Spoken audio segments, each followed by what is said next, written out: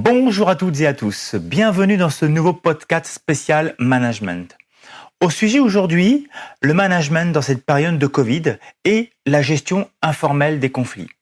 Je suis Nicolas Marie-Louise, coach exécutif et formateur en management comportemental.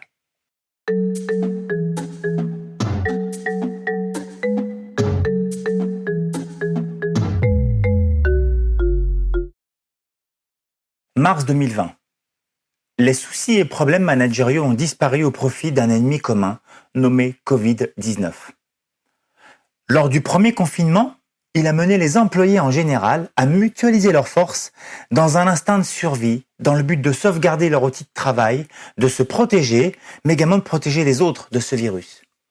D'importants aménagements et de mesures sanitaires ont contraint les salariés à changer leur façon de vivre et d'être au travail derrière des masques et des écrans.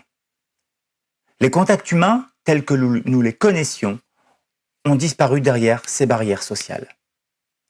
Mais que nous arrive-t-il ?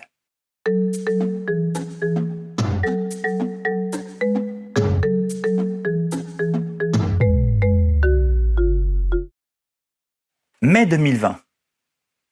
Ils reprennent le chemin du travail tout en restant en alerte, ultra précautionneux, méfiants et toujours dans cet instinct de survie. L'ennemi commun est toujours présent. Les managers, seuls et isolés, font face à une situation inédite, le stress étant leur quotidien. Ils vivent désormais avec une seule question en tête, comment vais-je faire ? Télétravail, absentéisme, réduction des effectifs, droit de retrait, arrêt maladie, mesures sanitaires, fermeture administrative ou cessation d'activité. Quel chamboulement dans la vie de ces femmes et de ces hommes chefs d'entreprise, managers, qui en plus de tout cela doivent rassurer leurs salariés, leurs équipes, leurs clients et leurs familles. La question est, comment allons-nous adapter notre management à ce changement brutal et ce tsunami d'émotions ?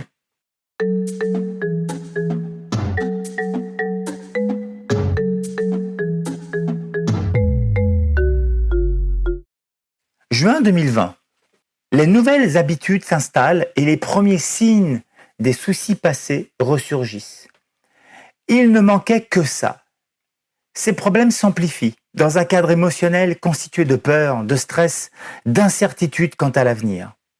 Certains vivent alors un enfer, leur empêchant toute objectivité dans leur prise de décision. La gestion des ressources humaines est encore plus complexe. C'est plus qu'une question. Je suis totalement perdu.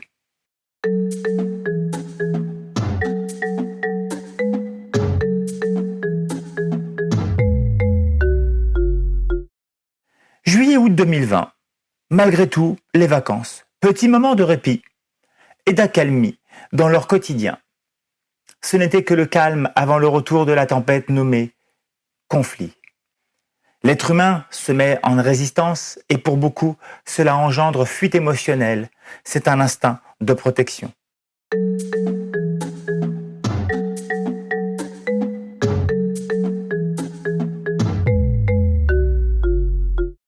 Septembre 2020. La tempête conflit frappe de plein fouet les organisations et les services. Ces soucis et problèmes managériaux identifiés en début d'année sont multipliés par 2, par 3, voire plus. Ce climat de tension plonge les managers dans des mots puissants, parfois malins, leur faisant perdre le cap. Ils sont aujourd'hui dans l'incapacité de gérer ces situations conflictuelles amplifiées, dévastatrices pour les équipes, les organisations et leur environnement personnel. Le manager est dépassé par les événements. La question est, vais-je pouvoir survivre et trouver une issue ?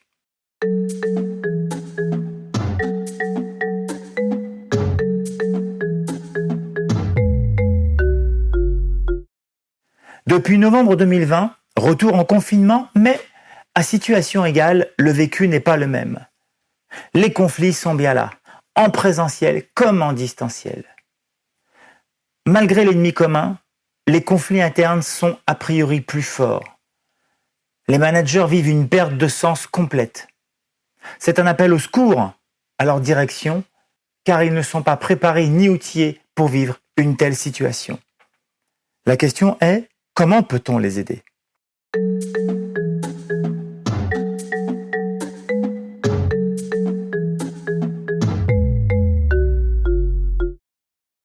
Cette situation, je ne l'ai pas inventée, bien au contraire. Vous la vivez et la connaissez. En qualité de coach, je la vis au quotidien dans l'accompagnement de mes clients qui vivent exactement ce scénario tel un thriller.